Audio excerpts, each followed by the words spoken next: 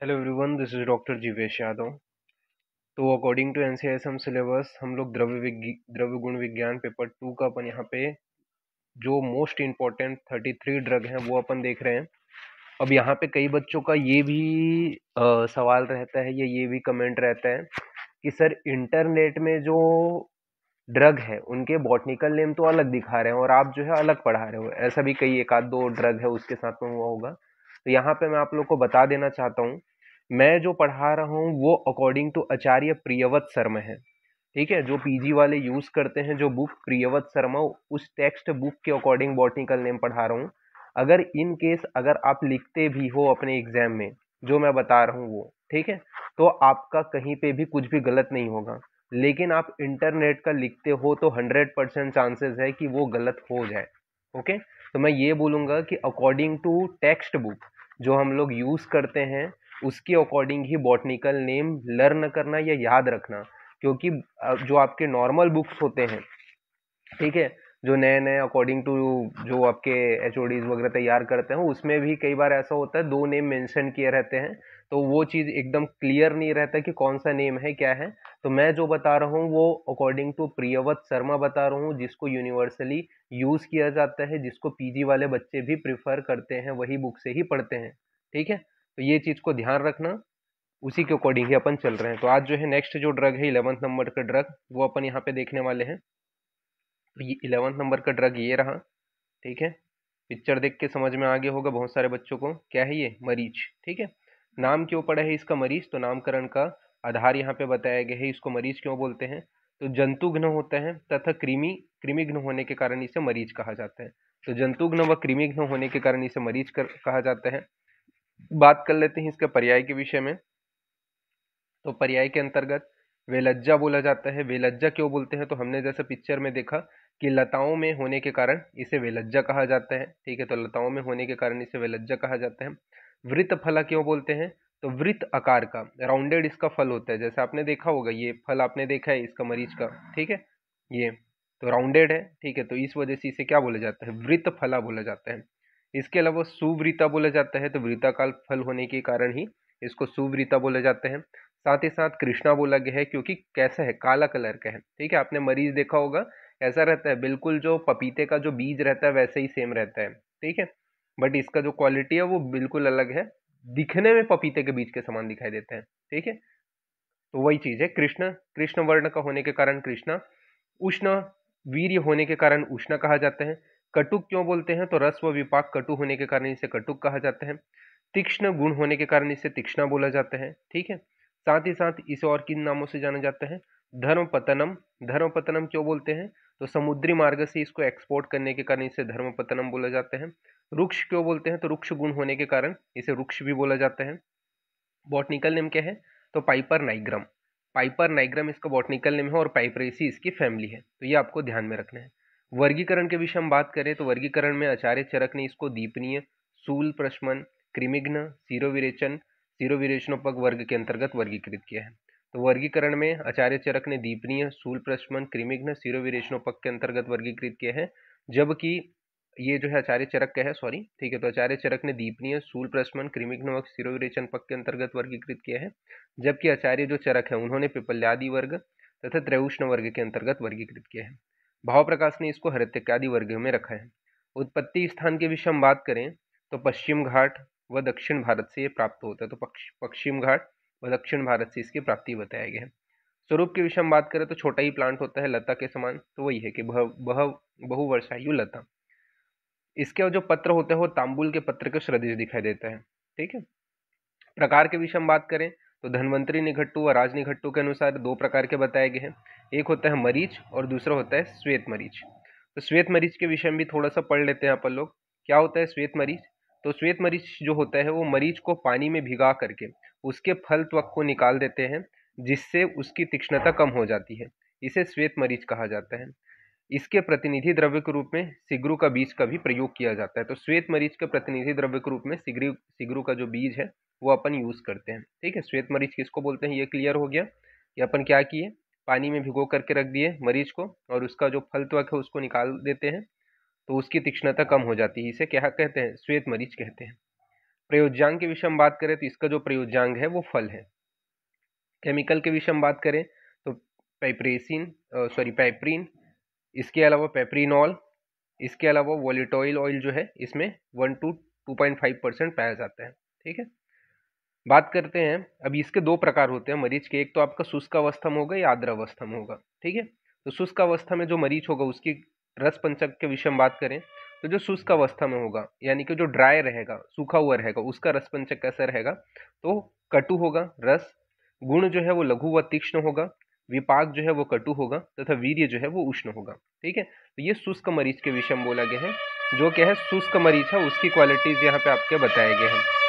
इसके अलावा बात करते हैं आर्द्र मरीच। आर्द्र मरीच मतलब जो आपका ये बोल सकते हैं शुष्क मतलब ड्राई, ठीक है, वेट, आर्द्र मतलब। तो आर्द्र मरीच का क्या है, तो रस जो है वो कटु होगा, गुण जो है वो गुरु होगा, विपाक मधुर होगा और इसका जो वीर्य होता है ना अनुष्ण होता है, ठीक है, ना अधिक उष्ण होता है। ठीक है, तो ये आपको ध्यान में रखना है। फिर बात करते हैं अपन दोष कर्म के विषय में। तो कफ शामक होते हैं। कफ शामक किस प्रकार से है, कफ शामक तो उष्ण वीर्य होने के कारण वात का शमन करते हैं। कटु रस व लघु तीक्ष्ण गुण होने के कटु रस, लघु तीक्ष्ण गुण व कटु विपाक होने व उष्ण वीर्य होने के कारण कफ का शमन करता है। ठीक है, तो ये आपको याद रखना है। ये कफ शामक है, कफ वात शामक है मेनली। ठीक है, ये आपको ध्यान में रखना है। गर्म के विषय में बात करें तो दीपन, श्वासहर, कृमिघ्न। ठीक है, तो दीपन डाइजेशन को भी अच्छा करेगा, श्वासहर मतलब रेस्पिरेटरी सिस्टम के लिए भी अच्छा होता है, बेनिफिशियल होते हैं। कृमिघ्न शरीर में उपस्थित कृमियों को हरने वाला होता है। शूलहर मतलब जो पेन है उसको उसमें भी रिलीव करता है। छेदन तथा रोचन, रेचन व विषग्न, ये सभी इसके कर्म बताए गए हैं। फिर बात करते हैं संस्थानिक कर्म के विषय में। तो संस्थानिक कर्म में बताया गया है कि जो बाह्य कर्म है एक्सटर्नली कैसे यूज करेंगे, तो एक तो अपन इसको लेखन कर्म के लिए यूज कर सकते हैं। ठीक है, या जो स्किन डिसीज है, त्वक विकार है, उसमें इसका प्रयोग कर सकते हैं। वह रक्त उत्क्लेशक होता है। ठीक है, फिर इंटरनली कैसे यूज करेंगे, तो नाड़ी वह संस्थान में नाड़ी बल्यकर होता है। तो नाड़ी वह संस्थान में क्या है, नाड़ी बल्यकर बताया गया है। पाचन संस्थान में डाइजेस्टिव सिस्टम में दीपन, पाचन, वात का अनुलोमन करने का काम करते हैं। कृमि को हरने वाला होता है तो कृमिघ्न होते हैं, साथ ही साथ लार स्त्राव जनक होते हैं। तो ये सारी चीजें यहाँ पे बताई गई है, तो ये आपको ध्यान में रखना है। फिर रक्त व संस्थान जो सर्कुलेटरी सिस्टम है उसमें बात करें तो हृदय को उत्तेजित करने का काम करते हैं। श्वसन संस्थान के विषय में बात करें तो श्वसन संस्थान में कफग्न होता है, यानी कि कफ का नाश करके कफ को बाहर निकालने का काम करेगा। इसके अलावा मूत्र व संस्थान में यानी कि यूरिनरी जो सिस्टम होता है उसमें मूत्रल बताया गया है। प्रजनन संस्थान यानी कि रिप्रोडक्टिव जो सिस्टम है उसमें आर्तोजनन का काम करते हैं। तो ये यहाँ पे इसके यूजेस बताए गए हैं। बात करते हैं तापक्रम के विषय में। तो तापक्रम में ये ज्वरघ्न होता है, क्योंकि क्या करता है, स्वेद का जनन करता है। ठीक है, इस वजह से इसे ज्वरघ्न बताया गया है। यानी कि जो एक्स्ट्रा ये बोल सकते हैं, आपको भी पता है फीवर कब उतरता है, जब एकदम पूरा पसीना आ जाता है। ठीक है, जो टॉक्सिसिटी है वो निकल जाता है, तो स्वेद को जनन करने का काम करता है, पसीना जो है वो पूरा बॉडी से निकाल देते हैं, इस वजह से इसे ज्वरघ्न भी बोला गया है। तापक्रम में प्रयोग कहाँ पे करते हैं, तो कफ वातज विकार में इसका प्रयोग करते हैं। स्वेद जनन होता है, प्रमाथी होते हैं। संस्थानिक प्रयोग के विषय में बात करें तो एक्सटर्नली कैसे प्रयोग करेंगे, तो त्वक विकार में लेप के रूप में तथा दंतशूल व दंत कृमि में गंडूस के रूप में इसका प्रयोग किया जाता है। तो त्वक विकार में अपन लेप के रूप में यूज करते हैं व दंतशूल व दंत कृमि में इसका प्रयोग किया जाता है। अभ्यंतर प्रयोग यानी कि इंटरनली कैसे प्रयोग करेंगे, तो नाड़ी संस्थान में नाड़ी दौर्बल्य में तथा वात विकार में इसका प्रयोग किया जाता है। पाचन संस्थान यानी कि डाइजेस्टिव सिस्टम में अग्निमांद्य में, अजीर्ण में, यकृत विकार में व कृमि रोग में इसका प्रयोग करते हैं। रक्त व जो संस्थान है, सर्कुलेटरी जो सिस्टम है, उसमें हृदय दौर्बल्यता में इसका उपयोग किया जाता है।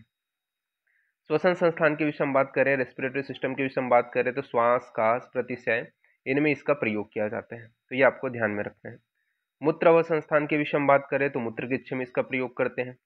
प्रजनन संस्थान यानी कि रिप्रोडक्टिव सिस्टम में कष्टार्थ में इसका प्रयोग किया जाता है व तापक्रम में इसे विषम ज्वर में प्रयोग करते हैं।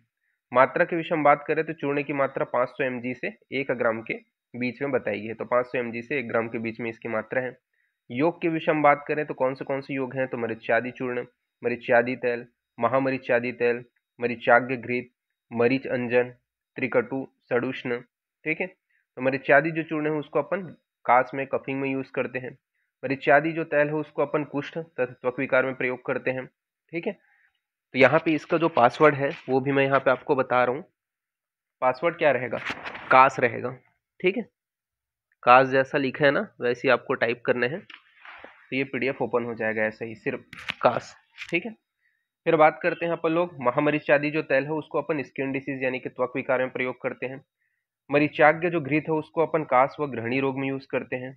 मरीच अंजन को अपन उन्माद, ठीक है, नक्तात व अर्श में प्रयोग करते हैं। इसके अलावा त्रिकटु व सड़ुष्ण, इसको अपन कहाँ पे यूज करते हैं, तो अग्निमांद्य, त्वक विकार, ठीक है, इनमें यूज किया जाता है। इसके अलावा वात विकार में प्रयोग करते हैं वो अग्निमांद्य में।